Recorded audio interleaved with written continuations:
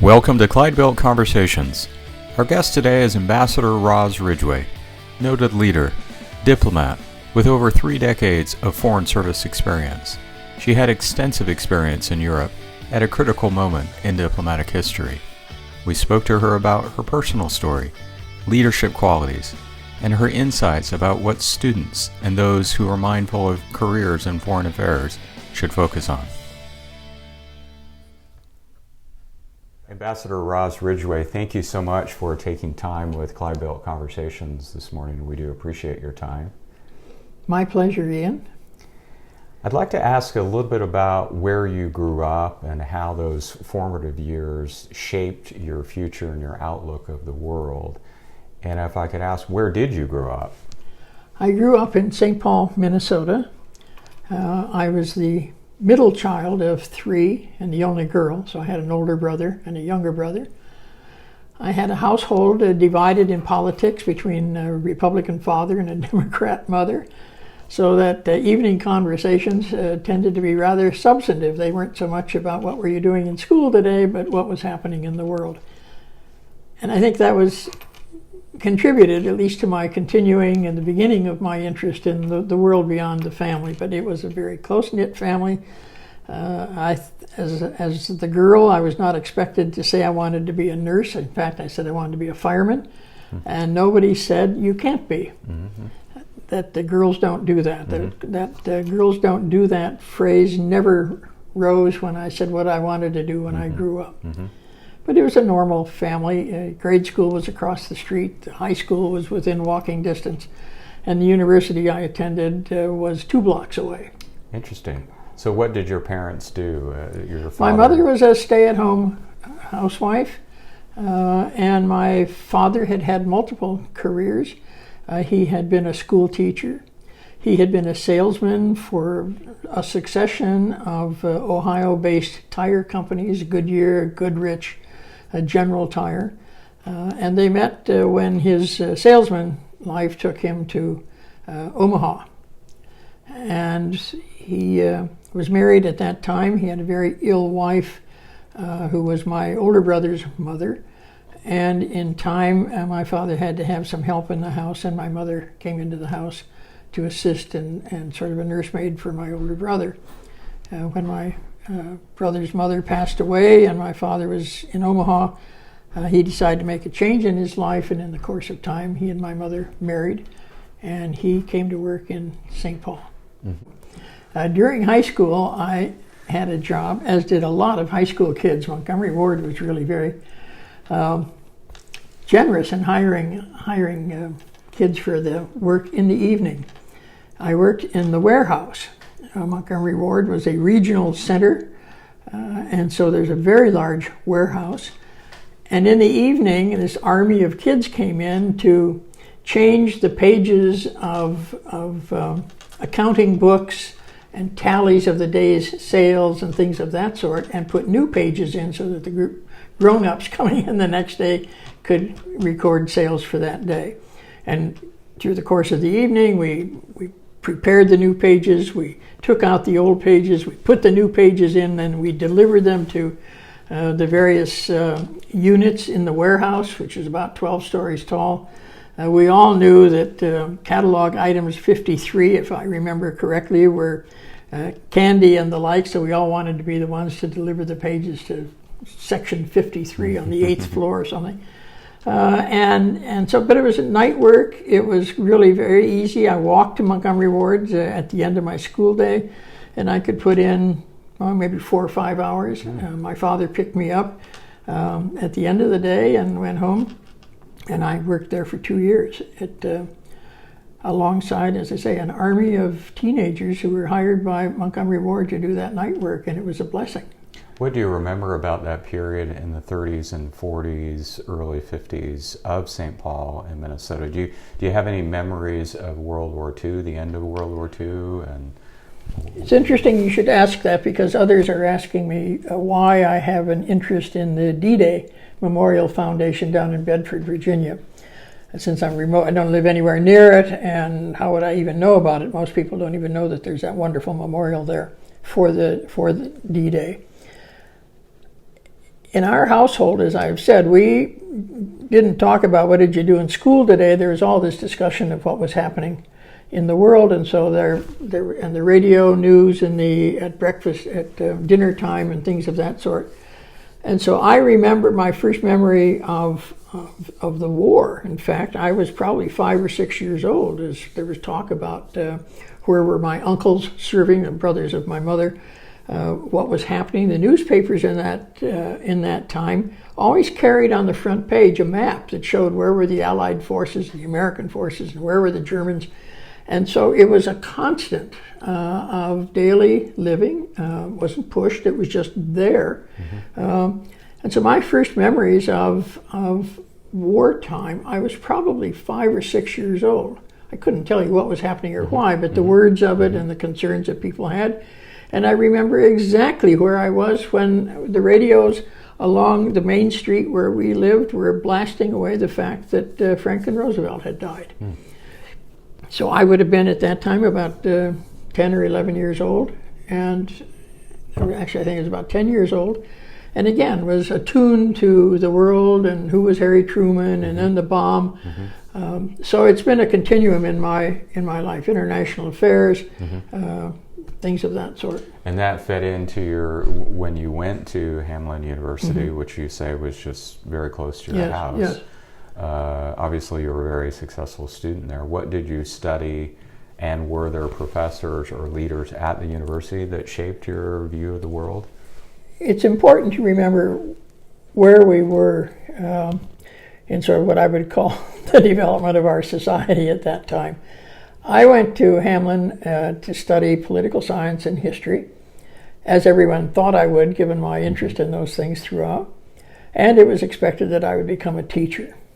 That's what women did in those days, that when you graduated, you either became a teacher or you got married.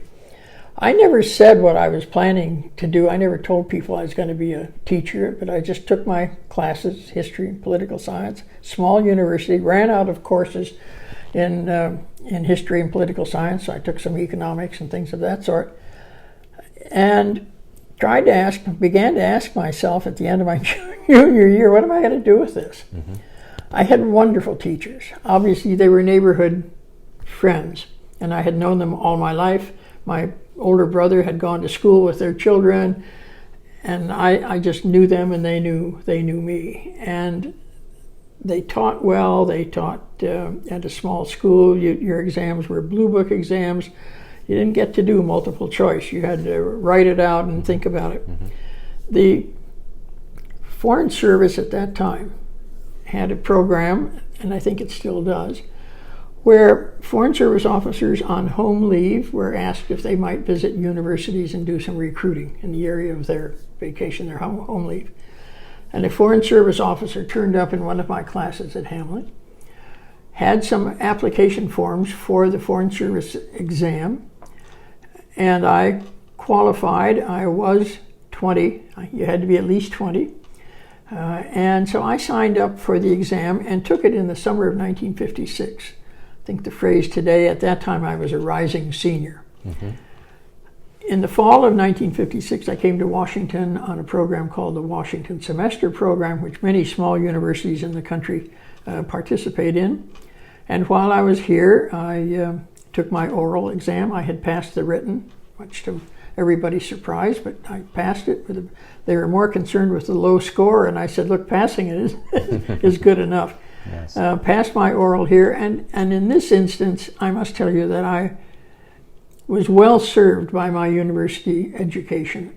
The questions were difficult, they were complex, but they were easily parsed. And in answering orally what they were, I had written blue books for 4 years. I had talked it for 4 years in classes, small classes, 8, 9, 10 students discussing wherever we were. So that part of my entry into the Foreign Service was probably easier than the multiple choice part. And it went from there. Then I was asked if I would have a preference as to where I served. I said that for me, at age 21, having lived at home, I thought I would be best served living in Washington. My first assignment in Washington. So I left a community of scholars and academicians and friends and kind people who saw me along the way and saw to it that we had the finances to go to the university. I mean, tuition in those days was inexpensive, but it nevertheless, for households, was not easy to make. And so my professors quietly, almost always unbeknownst to me, were applying for small grants that would apply to me or give me a job on campus. Because I stopped working for Montgomery Ward, I was determined to do well in university, and I had enough money saved to pay what had to be paid after I had some very generous scholarship and grant offers. When I came to Washington, I was a bit bewildered by what I saw and what I found in the way of my entering class, for example, and the people around me who were from far more sophisticated backgrounds. When the junior officer classes met, they might have a martini or a Manhattan. I'd never had any of that stuff. I mean, we didn't have those things. It's not that I had a dry household, but we didn't do, my parents didn't do martinis and Manhattans. And I wasn't quite sure where I would fit, and I would say that for the most part, the leaders of the Foreign Service Institute also could not see where I would fit in the course of a career. The final judgment was that I would probably be a mid-level officer in the consular corps. Quite possibly that was the case, I don't know, but I was not active in class. I didn't jump up and down with answers, all of those things that other people seem to master. My Foreign Service career was enhanced immediately by my first assignment. It was not a good assignment by the general standard of things. I was sent to the International Educational Exchange Service to help in public affairs, answering correspondence. But I must say that the people I met there, mostly women, were from World War II, the Office of War Information. They were from OSS. They were women of accomplishment in fields not necessarily occupied by women. They were stern taskmasters. They wanted quality or nothing. And you soon learned that there was no such thing as handing a job half done. There was no such thing as rushing through and sort of giving it a slapdash response. I recall the leader of my office, a woman named Gertrude Cameron, a red-haired woman with a red-haired personality, who said to me one day when I brought some letters in for her to sign, she asked, "Is this your best work?" And I paused, and she said, "If it isn't, take it away and bring it back when you can answer that question, yes." So I took it away, I looked at it, and it was my best work. And so I took it back in, and she said she was going to, "Is this your best work?" And I said, "Yes, it is." And she said, "Fine, just leave it here and I will sign it." That's a tough example, but it sets you on the right course. It makes sure that you embed in someone the understanding that it has to be your best work, and that if it is, you defend it. And you defend it with courtesy and firmness, but you defend it. And I remember to this day, Gertrude Cameron, who had been with the Office of War Information and had come back, and these women were assigned over to the Educational Exchange Service because, after all, what could you do with them? I went from there to Manila, again in a sort of outlying career as a personnel officer, the third personnel in an office of 3. And we were 3 women, and in the administrative section, which was headed by what today would be called the Counselor of Embassy for Administration, was a man. The deputy was a man. And all of the office leaders by function, general services, and things of that sort that had to do with how do you run an embassy also were headed by men, with one exception, and that was the personnel office, which had a woman leading it. We were more a cluster of 3 friends of 3 different ages, the head personnel officer, her deputy, and I. And so I was sort of 20 years younger than they. They had been in Europe at the end of the war with such as the United Nations relief agencies. They had been in my senior gal had been in Kashmir with the United Nations relief agencies and things of that sort. They were women of considerable international experience, but there was no requirement to have a, quote, leader. We worked these issues all three of us all together, and we just became friends. We knew the distinctions in rank, but they never rose in the course of our work. So that was a very quiet experience. I did get to see a variety of people in the Foreign Service. I did get to see how people can get themselves into incredible trouble, and how one has to help them get out of it, if you can. Mm-hmm. But I became aware of the fact that back in Washington there was another group of women in personnel who thought I had qualities for a long-term career, and they were doing everything they could to get me into the mainstream. Mm-hmm. And women whose names I remember, Evelyn Blue in particular, was just determined that she was going to get me an assignment that was closer to the mainstream. Mm-hmm. Excuse me. And so she, in the course of time, enabled an assignment to Sicily as a consular officer.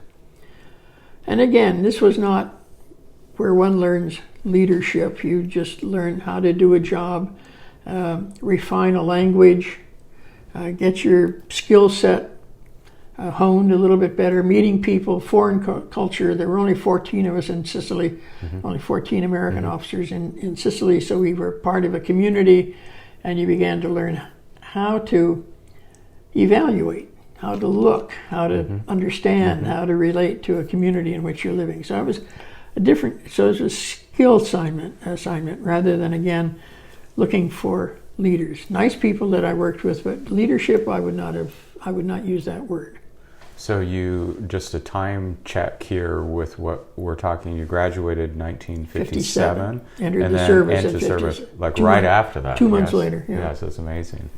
And then this period, Manila, and then Italy, we're talking late 50s, early 60s. Well, Washington, the Educational Exchange Service mm-hmm. was 57 to 59. Mm-hmm. Manila was 59, 61.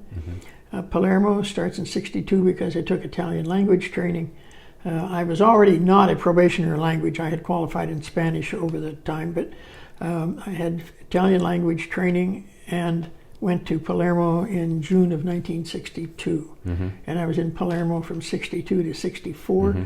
first as an immigrant visa officer, mm-hmm. and then moved to the non-immigrant section, which was a little more complicated and you had to do more interviewing. Mm-hmm. The pattern was you did immigrant work, working on your language, refining that set of mm-hmm. skills so that your second year of consular work as non-immigrant, you could engage in useful conversation and nuanced conversation with the applicants for non-immigrant visas. What would you say to university students, maybe at Hamlin or multiple universities, who may have an interest in foreign affairs, serving in the Foreign Service, or doing international work? Is there a direct path educationally that they should be taking? Should they be thinking about writing skills, knowledge skills, language skills? What would your advice be to younger students? The first is that there is no longer a single path to a career in foreign affairs. Most every segment of the society that I can think of over time has an interest in the world beyond its own borders, so that academicians are just normally studying overseas on their sabbaticals and actually have international experience. The bureaucracy in Washington, office by office, cabinet area by cabinet area, now today has an Office of International Affairs. So that you might have studied climate change, and suddenly the scope of that question is global. And so you have to be prepared, if you're interested, mm-hmm. To work on a global basis on some of these issues as they emerge and grow. In my day, I mean, it was the Central Intelligence Agency, the DIA, Defense Intelligence Agency, and the Foreign Service, the State Department, that had the international opportunities. But today, those opportunities are everywhere. So my advice to that student is, one, if you have a substantive preference, history, science, literature, whatever it is, pursue that. Make sure you are expert in what you think you want to be an expert in. But keep your mind open to the relationship between what you're studying and the world around you. Mm-hmm. Don't close yourself off to the outside world just because you're going to be an expert in some 16th century Spanish author. So for any Hamlin students who may be listening, or high school students in St. Paul, just take that advice and listen to the expertise that you're providing there. How did you come across it? There are so many things that you've done in the Foreign Service. It's almost challenging to isolate specific activities, at least for me. You have a real clear memory. How did you become Deputy Assistant Secretary of State for Oceans and Fisheries? How did that come about? That's a wonderful story, actually. In 1964, as I came back from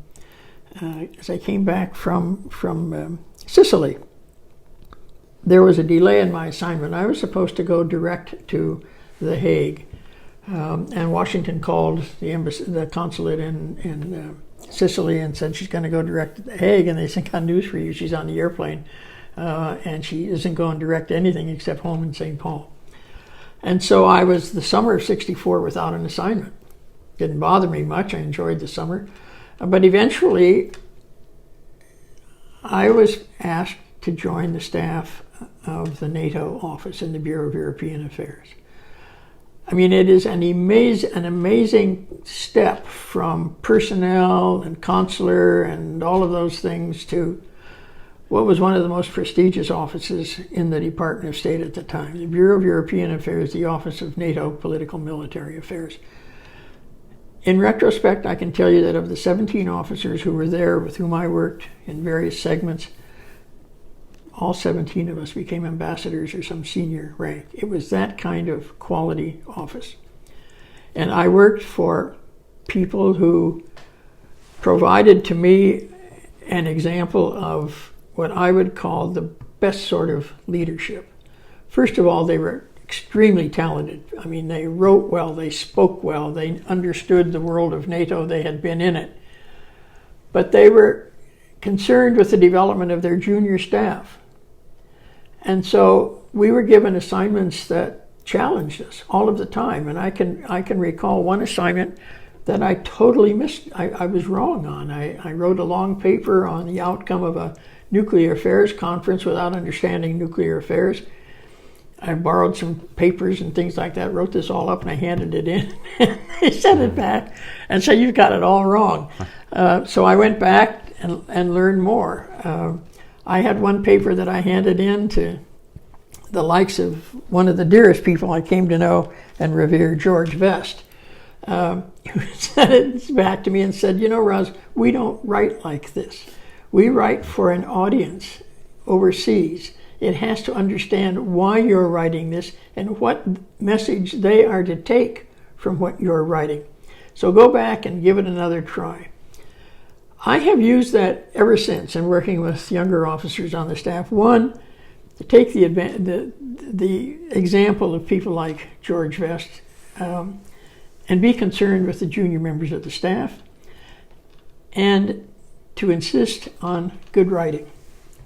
I don't know what has happened to that since then, but good writing. And so I left, at the time that I left the Bureau of European Affairs to go on assignment to Norway as a political officer, I was in fact almost enjoying the blessing of a whole school of senior officers who had brought me along and were concerned about what my next assignment might be. So I went off to Norway to be political, again, third officer in an office of 3, but in the office of the political counselor. And I was there for 3 years. But this was 1967 to 1970. And things were happening in the United States which were being photographed, and the pictures were overseas, and the stories were overseas. And I was on an assignment that was to be 2 years in Norway, home leave and return for 2 more years.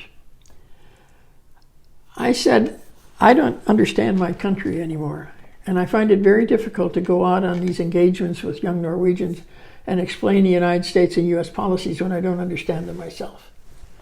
And so I would like to change my assignment to a 3-year assignment and go on from there.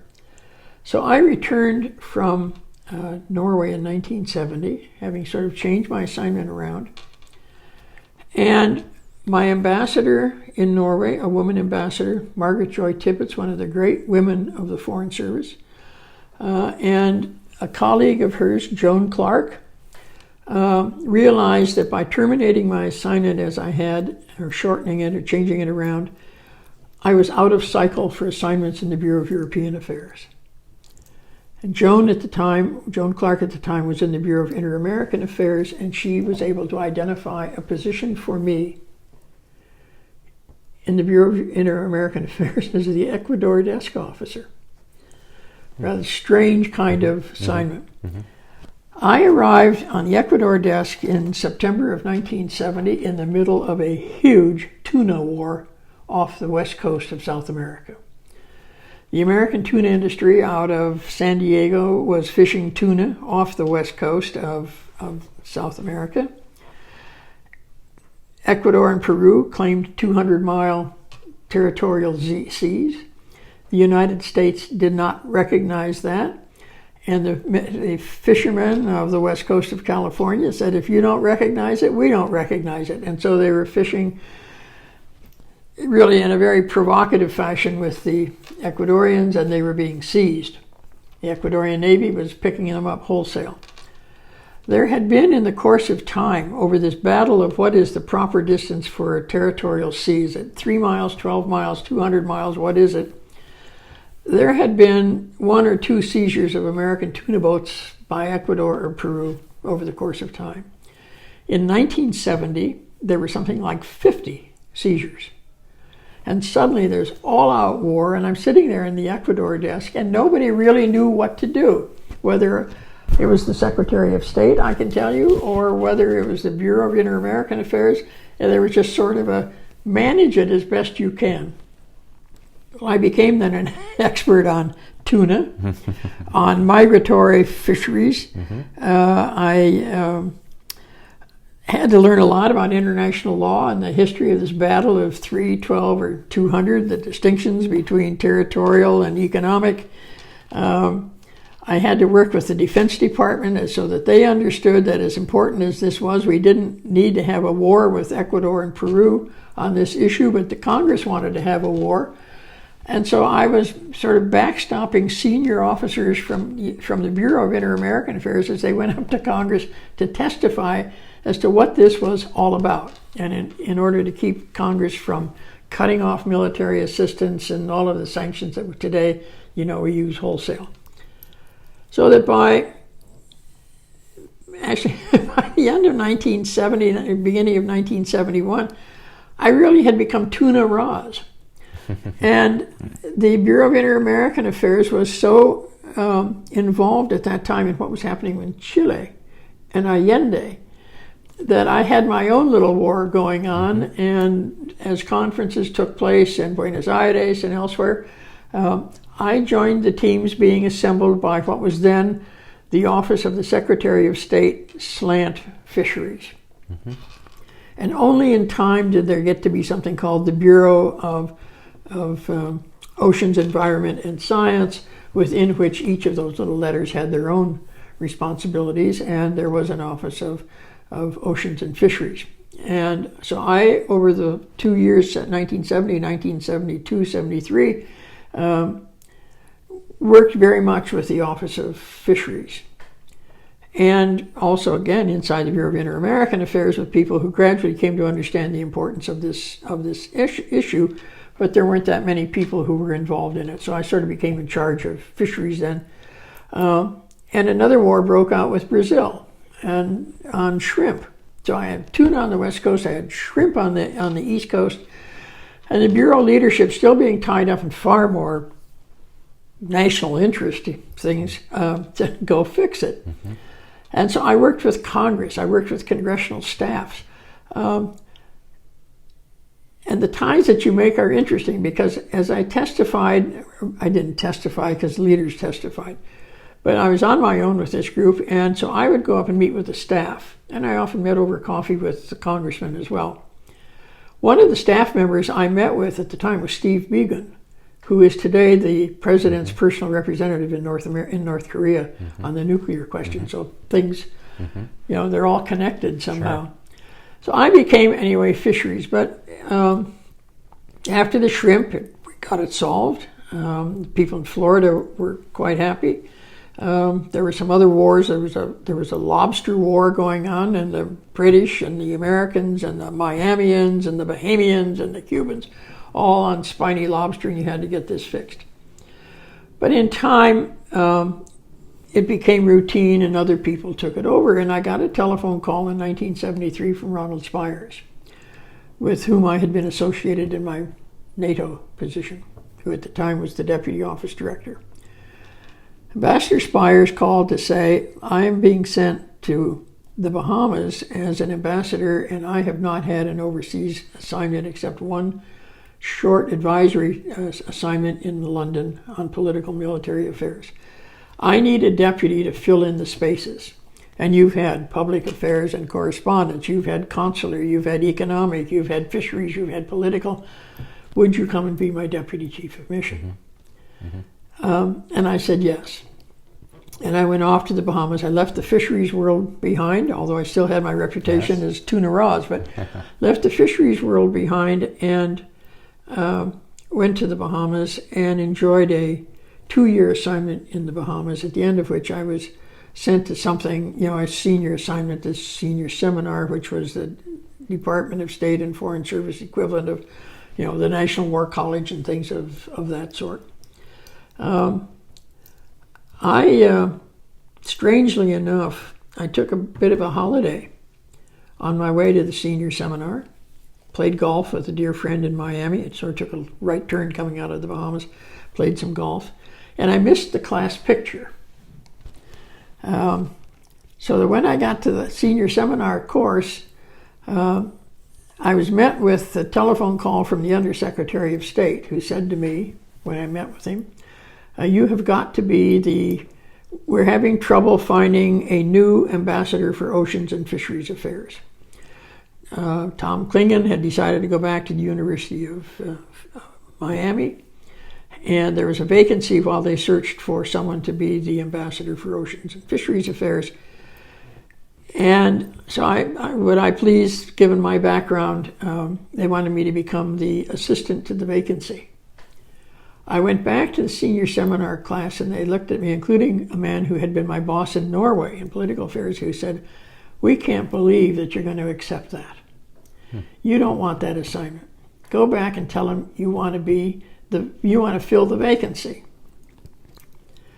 Not easily done, but anyhow, I said I wouldn't take that job as assistant. I would take the job as to fill in the vacancy. And I was called by a very distinguished Foreign Service colleague named Lawrence Eagleberger, who said, we can't do that, there's the industry. And I said, Mr. Eagleberger, if you call the industry, if you call all those fishing people out there, you will find that I'm perfectly qualified for that job. That was on a Friday evening. He called me on Tuesday and said, yes, the industry would like you to get the job. So I left the senior seminar, where I'd never had my picture taken anyway, and went then to become the ambassador for Oceans and Fisheries and the deputy assistant secretary for Oceans and Fisheries. Fascinating story. Yeah. It was just quite remarkable. So for you personally and professionally, what did you learn from that experience? It sounds, from my standpoint, adaptability, really shifting gears to embrace a certain path and really jumping in and learning and accepting that course. Yes, and I also, along the way, I've unfortunately, in telling this story, have minimized the importance of my relationship with the people who were leaders in my life at that time, starting with a man named Don McKenna. so long ago I've forgotten his last name. But in any case, he was the principal advisor to the Secretary on fisheries issues before there was a bureau. And it was he who was assembling the teams of people going to Buenos Aires and other countries in New York and the like to negotiate these things. And I was on his delegation and I was watching how he negotiated. And he had a way of breaking issues down so that you never got to the major issue and had a blow up so that you couldn't talk to anybody anymore. We did the little issues. We separated things out. We moved along, and he gave people responsibilities within that. So that I ended up, sort of chairing committees looking at the nature of the white shrimp resource in Brazil and things of that sort. And I also watched him assemble teams of people from across the government, people who had an interest. And the word today is transparency, but that's almost false. We're going to be transparent. The fact of the matter is you have to live it, and you have to be open. So I watched these wonderful, experienced people who are good enough to invite me to junior but responsible roles in how they approach their share of international issues. I worked also with John Hugh Crimmins, who was the Deputy Assistant Secretary of State for Inter-American Affairs, a very distinguished Foreign Service man. And I had a difficult boss, immediate boss, and John Hugh Crimmins said, go around him, come directly to me. And he saw to it that I did not pay a price when it came time for that boss who was being cut out to write an evaluation. Somebody else wrote the evaluation. And so, there were very precise and encouraging steps along the way from people who also allowed me to see how they led. It was mostly how did they treat their people? Did they want their people to grow? Did they give them challenging assignments? And when things didn't go well, did they not blow up, but they call you in and in a moderate tone of voice say, this won't do? And I've never forgotten the first time somebody said to me, this won't do. But I was sent back to do it again. And I didn't feel like I was being sent to the woodshed or anything. I just was being sent to learn how to do it the way they wanted it done.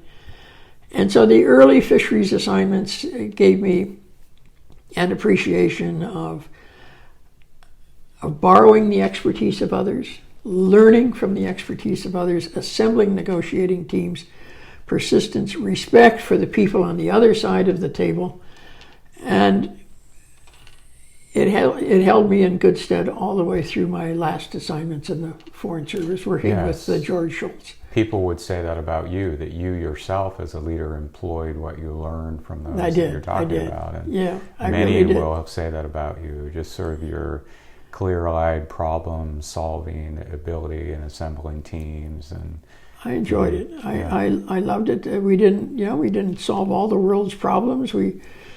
Some instances had to go 50-50 on the shrimp off of Brazil, but nevertheless, I learned a great deal. But I also had respect for the American fishing industry. I liked all of them, and in some instances,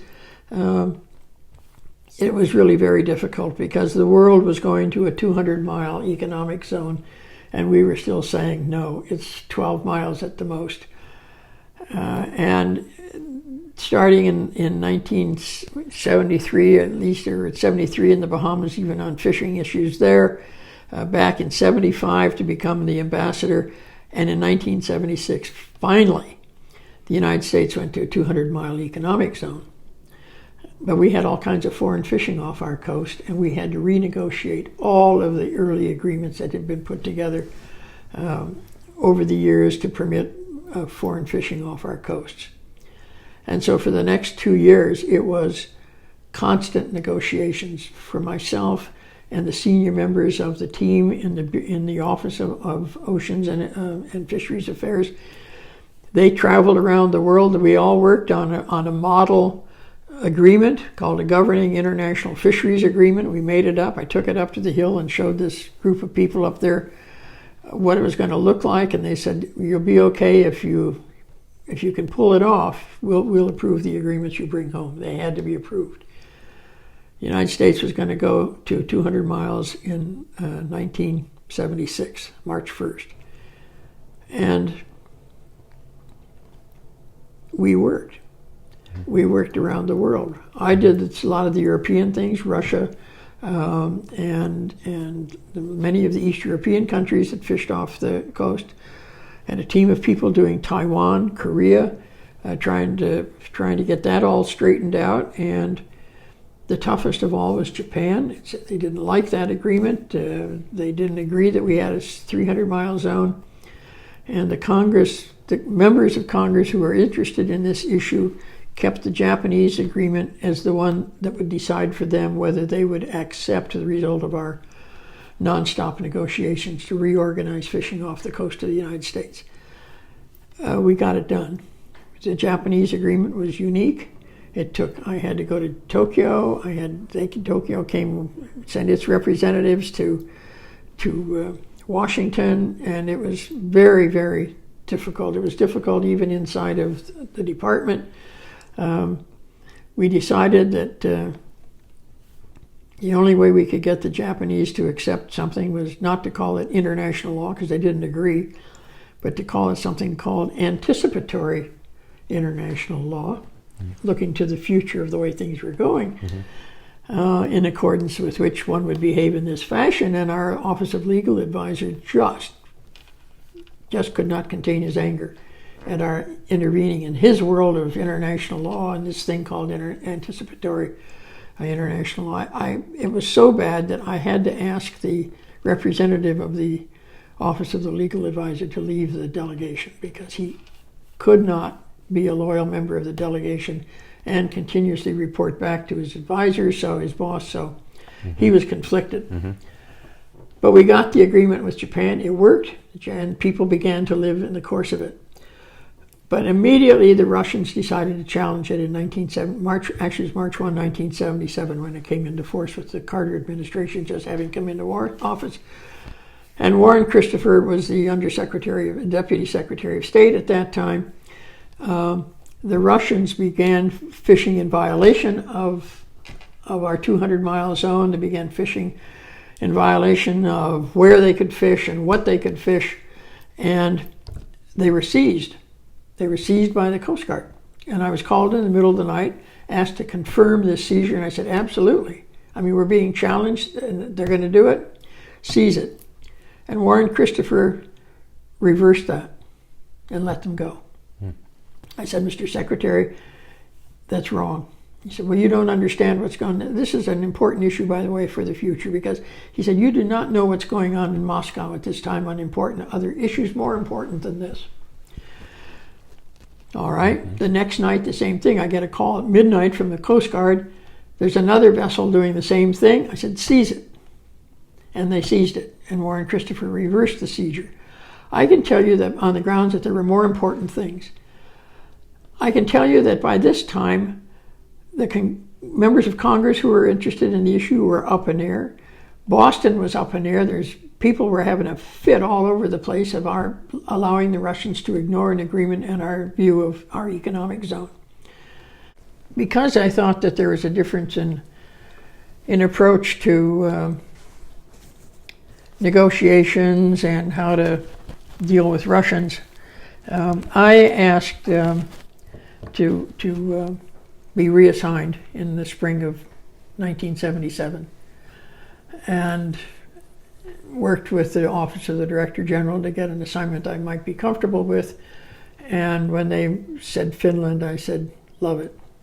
I already knew Finland from holidays there when I was in Norway, and liked that part of the world. And I think the only objections to my going to Finland came from northern Minnesota, where they didn't understand how you could send a woman to Finland and not be able to do the saunas with people. As I said to the current Finnish ambassador in Washington, a very talented woman, I learned very quickly that I probably learned more about what was going on by having saunas with the spouses, the wives of the political leaders, than some of the men did in their saunas with the political leaders themselves. So I enjoyed Finland. It was a different sort of an assignment, but I enjoyed it. I had a lovely, good staff. a lovely home to use on behalf of advancing U.S. interests, and have a very large spot in my heart for Finland. I returned from Finland in 1980 to become the counselor of the department, and that was the situation I have now. I think most people quote me as saying that don't take a token job unless you have a token brain. I was very unhappy as counselor. There was nothing, all the important assignments that the counselors previously had were taken away from the job. It was redefined. I never, ever, in the year that I was the counselor of the department, never met the Secretary of State. So I did what I could. I met with a lot of the East Europeans who came to Washington and couldn't meet with anybody important, so to speak. So I met with them. I knew them from my fishery days. They knew me. And I did what I could, and I then became also involved with the Conference on Security and Cooperation in Europe. Those kinds of things that were, I suppose, fringe for secretaries and undersecretaries and deputy secretaries, but they were important to the countries who were involved. And the human rights movement began, of course, with the big Helsinki Final Act of 1977, which some people scoffed at, but it began to have a life, an important life in human rights. And so I would take that kind of thing on, and met some important people. And eventually, however, there was another election, and what can I say about it? I mean, I as counselor for 1 year, when the administration changed in early 1981, I had an office space because Secretary Eagleberger saw to it that I got an office space, and I took on the odd things that were still hanging out there. One was that the Canadians said that Ronald Reagan really could not make his standard introductory visit to Canada unless his fisheries issue was solved. And people like Al Haig and the rest said, "My God, how do we get a fisheries issue here?" So I took that issue on so that the president could make his visit without everybody marching against him and holding up signs about fish. And again, went back to work on the Hill with all the people I had known before. I went off to Finland, and the industry knew me, so I reassembled the industry, and we got an important interim settlement, anyhow, to allow that. And then I took on the job of the American claims in Czechoslovakia, and somebody popped up and said, "We're holding the gold that the Nazis had taken from Czechoslovakia, and we picked it up from the Nazis when the war was over, and now we're not going to give it back to Czechoslovakia unless they pay the claims of the Americans." And somebody called up and said, "Roz, will you take on that issue, since you seem not to have too much else to do these days?" And in fact, I really didn't. The most important thing I had to do was get to the office and spend half a day and then go home. So I took on the Czech gold issue, and we got it settled. And at last, it was about 1981 at this time with the new people, and Larry Eagleberger called me in and said, "We've been putting your name out for embassy after embassy after embassy," and of course they all went to political people. They were European embassies. And he said, "What would you think of going to East Germany?" I said, "Okay, I can do East Germany." So, and it was about that time that Ted and I decided to marry. So I went off to East Germany and arrived in East Germany in January of 1983, and spent a couple of years there until the phone rang, and it was George Vest saying, "Roz, you're going to be getting a call from Secretary Schultz asking you to come back to Washington to be the Assistant Secretary for Europe." I still tear up. I couldn't believe it. Had you interacted with him before? No. No, nothing. Shook my hand when I left. I have a picture of him shaking my hand in front of the Globe as I took off. So I went back.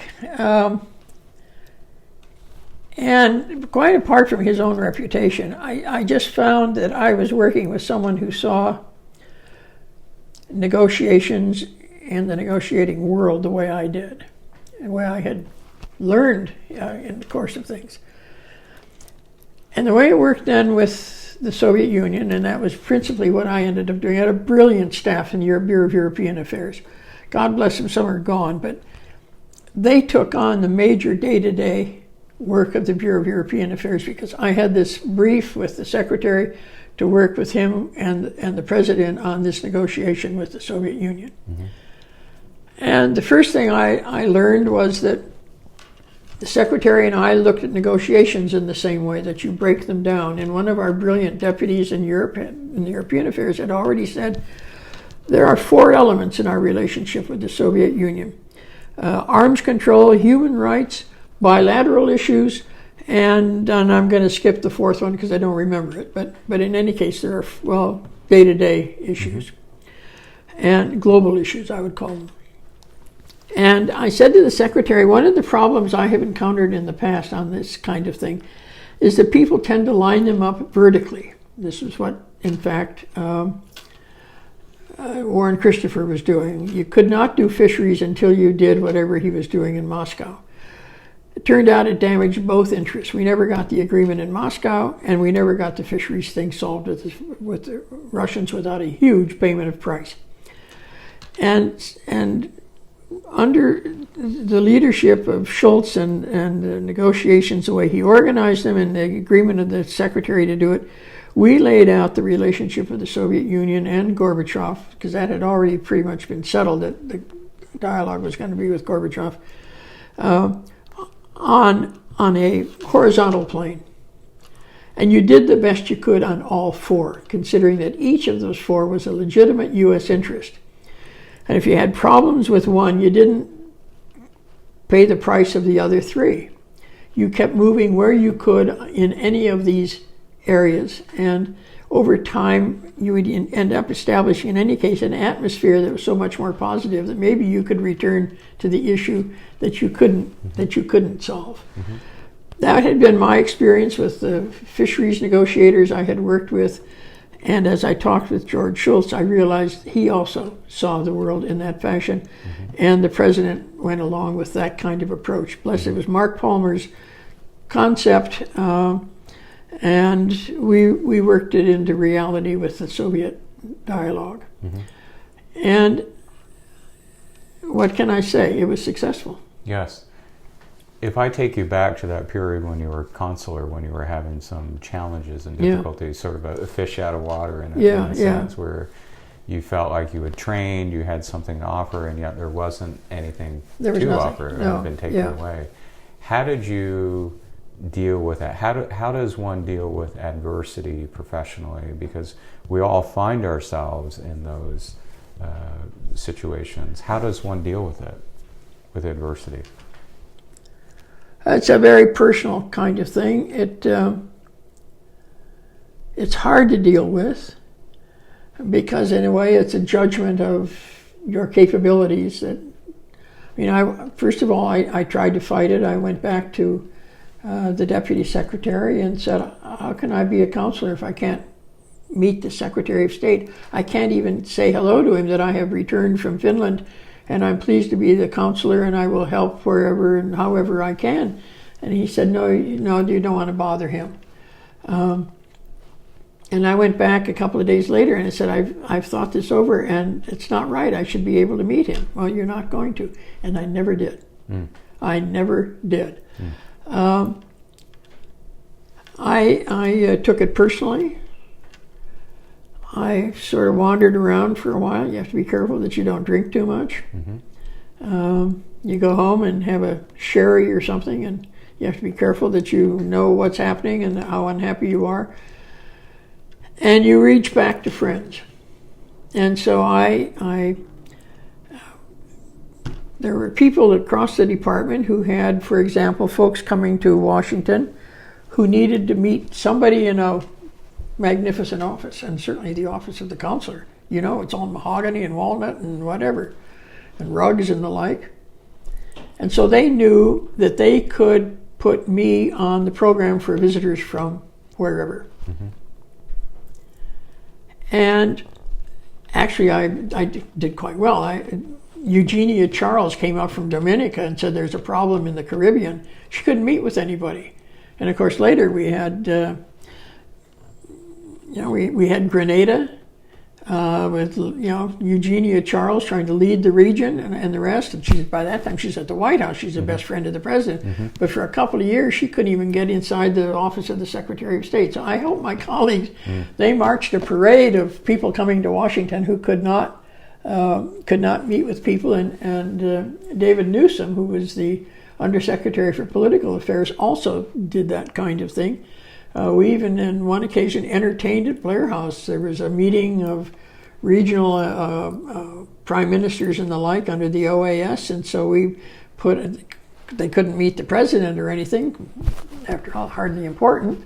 So David and I hosted a dinner at Blair House for them. And so those were the kinds of things that we could pick up, which pleased a whole lot of people in the building who needed to have some place that looked important. To have a bilateral dialogue, and so I began to fill in with things, and then in time, as I say, the Madrid Conference on Security and Cooperation in Europe came up, and there's the question of forming a delegation, and I got involved in that, which was really very useful as I came back to be the Assistant Secretary and accompanied George Shultz to Helsinki for the 10th anniversary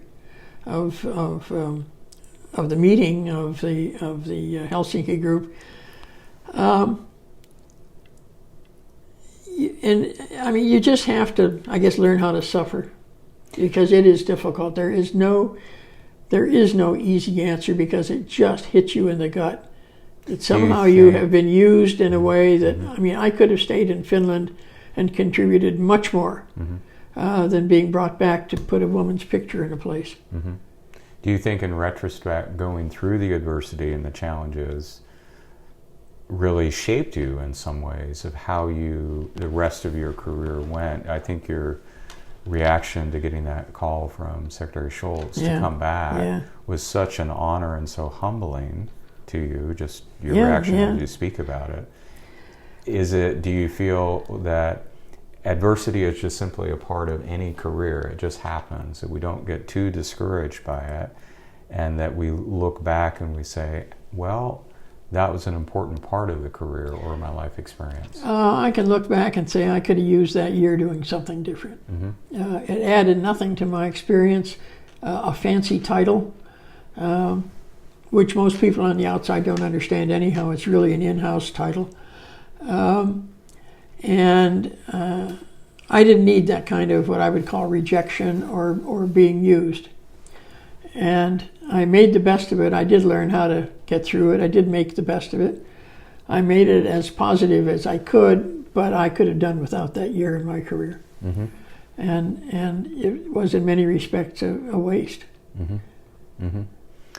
We've talked so much about your Foreign Service career, of course, but beyond the Foreign Service, you've done so much serving on boards, and you served at the Atlantic Council for several years. So you had a career beyond the Foreign Service in the private sector. What are your memories of that period after you retired? Well, by the time I definitively retired in the end of 2016, I had 4 careers. I had this wonderful 32-year Foreign Service career, which ended on a wonderful note, and it was time to leave. I couldn't have been doing any better going forward. It was time to leave and go do something else. And I was invited to take on the presidency of the Atlantic Council, and I accepted. And if you want to talk about lessons learned, that was a lesson learned. I knew nothing about nonprofit organizations. I knew about the Atlantic Council, but I knew nothing about nonprofit organizations. I knew nothing about fundraising, and I found that it was a world I was not comfortable in, and I was not very good in it. I didn't like the fundraising. I didn't like the asking part. I stayed as president for 3 years. I don't think I did much for the Atlantic Council.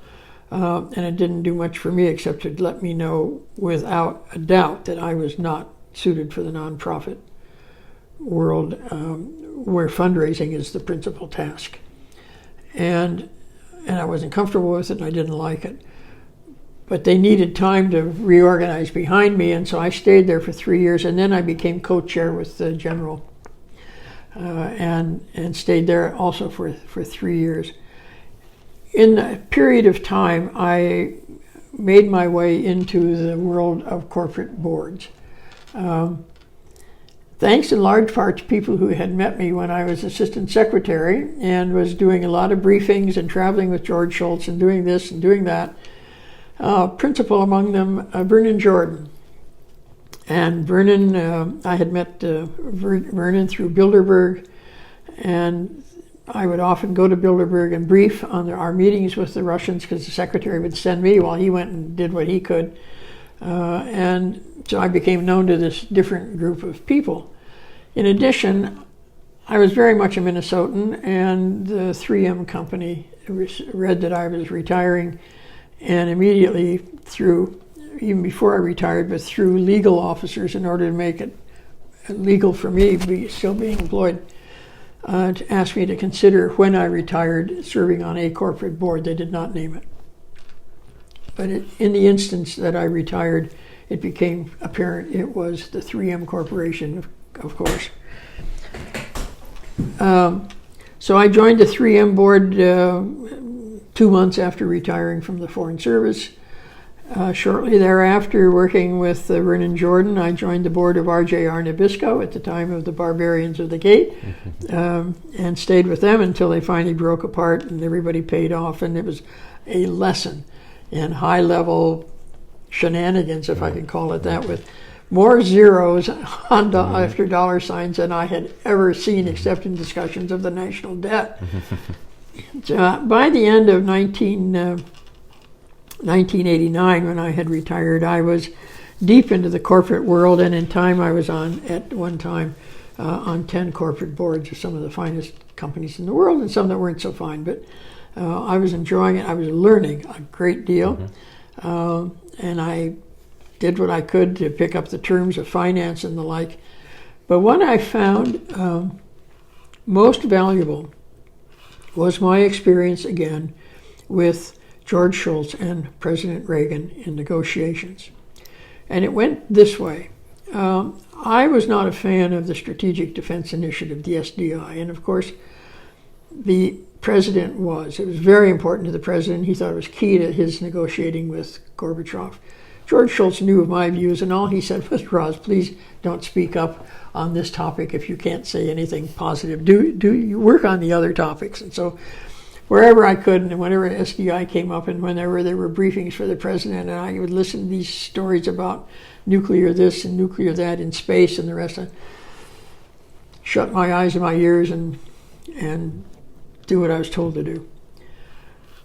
On one of my very first boards, without having been briefed on what is appropriate behavior for the newcomer, I listened to a briefing very much like briefings I had heard in the State Department and at the White House for the President's Situation Room, in which the PowerPoint presentations moved very quickly from one page to the next. And unless you understood the last sentence on the last PowerPoint and the first sentence on the next one, you could be hornswoggled, as they would say in Minnesota. So I listened to such a briefing at Union Carbide when I first got there, and I could not make sense between the last sentence and the first sentence on the next PowerPoint. So I said as much. I said, would you please help me? I'm new to the board. I don't understand the connection between the bottom and the top. And they said, well, that is something that we will still have to work on.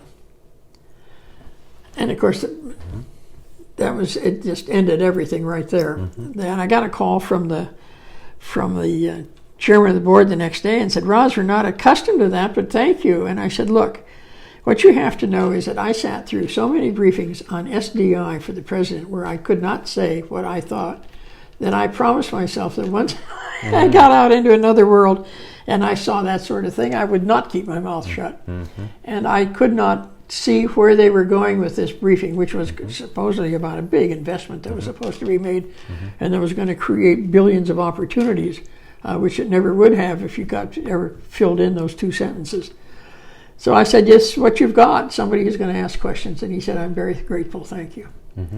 So That was one lesson that Important came lesson. forward. Yes. You know, and I, as I went from board to board, people would recommend. I mean, on the 3M board, there were people who had vacancies somewhere else and who put my name forward. George Schultz was retiring from the Boeing board. He put my name up for the Boeing board. Wonderful Willie Davis, the all-time best defenseman who was with the Green Bay Packers, Absolutely. saw me working on the on the Sara Lee board, where Vernon had helped me join the Sara Lee board. Willie Davis saw that and put my name forward for the Manpower board. So it went on and on like that until there were 10, and then of course Enron just went under with really poor board behavior, and that, I mean, inadequate skill sets and stuff. And they really then settled down to no more than 5. So in any case, some of the boards I was on were really being reassembled in mergers and things of that sort. So I got it down at the end to sort of Emerson of St. Louis, 3M, Boeing, Manpower, and Nabisco, and you know, that was it. So, but you age out, and so as that happened, then I went back to the not necessarily nonprofit world, but the world anyhow in Washington of what think tanks. Yes. And I became the chairman the chairman of the board of the Center for Naval Analysis. And I retired from that in 2016. So that was my 4th career. You've also done a lot of charitable support for various youth programs, scholarship programs for the Foreign Service. You've house preservation for the Dr. Bacon House. Yes. And so you've used your opportunities in life and professionally to give back. You really that and also and now deeply involved with the National D-Day Memorial Foundation in Bedford, Virginia, just simply because it's a wonderful foundation, wonderful, beautiful memorial, and it's a community effort, and it just, for both me and my husband, just sort of struck a chord, and we really love that particular relationship. We have 2 retirements. Obviously, I wasn't working for nothing in the corporate world. And so I'm in a position to help where I can and want to. I mean, I went through university on scholarships, and there are still people out there who need them. And the requirements now are so very much greater that you give what little you can, but how much you can over how many activities that you can. But I think they're all of value, and we contribute where we can. Yes. And you really are making a difference over years. You've been a supporter. We've tried. Your connection to D-Day really takes you back to those early Yes, periods. it really does. I like that. You are also a part of the Women's Hall of Fame. Yes, yeah. And Oprah's in the Women's Hall of Fame. Yeah, a lot of people so are. You're in good company. Madeline is in the Women's Hall of Fame. We went in at the same time. In fact, 1998, I think it was. So many luminaries. Yes. And, if we could go back to this idea of advice that you would give to a woman in St. Paul, a student, or wherever they may be, not necessarily the United States, could be all over the world, who may be pondering their future, what would you say about the future world for them personally, but also generally? What is your view for them personally and then more generally of the world? I think it's important to be engaged. I think it enriches life, so that whatever you decide to do, there will be a community of like-minded people. I don't care if it's your neighborhood. I don't care if it's your school, if it's your colleagues at work, your church and religious circles. There, you will be part of a community. And if you really want a rich life, you should be engaged in some respect. It doesn't have to be the president of this or the chairman of that, but participating in the life of the community in various ways. So sort of be to sign on to life. In your own field, get as much experience as you can, be as expert as you can be. if other choices come along and look more interesting, take them. I mean, my own experience, I still have colleagues who cannot imagine how it was that I decided to accept going from the prestigious Bureau of European Affairs to the less than prestigious, in their view, Bureau of Inter-American Affairs. How could I do that? And I said, well, yeah, the job looked good. I wanted to be a desk officer, and it was the Ecuador desk, so what? You have to be a little adventurous. You have to take risk. I don't mean necessarily big risks that determine whether or not you can, put food on the table, but take risks with your jobs. And if you see a challenge and you think you can't do it, take it anyway. Somebody once told me that the difference between men and women on challenge and moving through organizations and like that, when a man is called in and asked to take on something that is new and challenging, he says yes. And I may not know anything about it, but he's going to say yes. The woman's going to be called in and she's going to say, well, I really don't know much about it. I wonder if I should, by which time the opportunity's gone. So you have to build a little bit of risk and a lot of self-confidence. I don't mean arrogance, I mean self-confidence. The world today is trying to understand that distinction as they watch the women's soccer team between self-confidence, determination, and skill, and arrogance, and they're finding out that they are not arrogant, they are good at what they do, and they're self-confident, and they're proud of themselves, and they're ready to move on. And that's a good example, that's a good contemporary example of how to approach things. You're good at what you do, you know you're good at what you do, and you're willing to accept the challenges that come along and meet them, and if they don't quite work out, go on for something else. But I think it's important to know what you're talking about. You can't fake it, and you can't really rely on the fact that you're going to be given 5 points extra because you're female or something like that. You don't want to build that into your expectations. Be kind, be gentle, be alert to others, and be responsible for the lives that you're touching. Ambassador Ridgway, thank you so much for your personal example to me, but on behalf of so many, thank you for your service and your example. We do appreciate your time. No, thank you. Good to see you too, Ian. Thank you for listening to Clydebuilt Conversations from Clydebuilt International. Please visit us at clydebuiltnow.org. Thank you.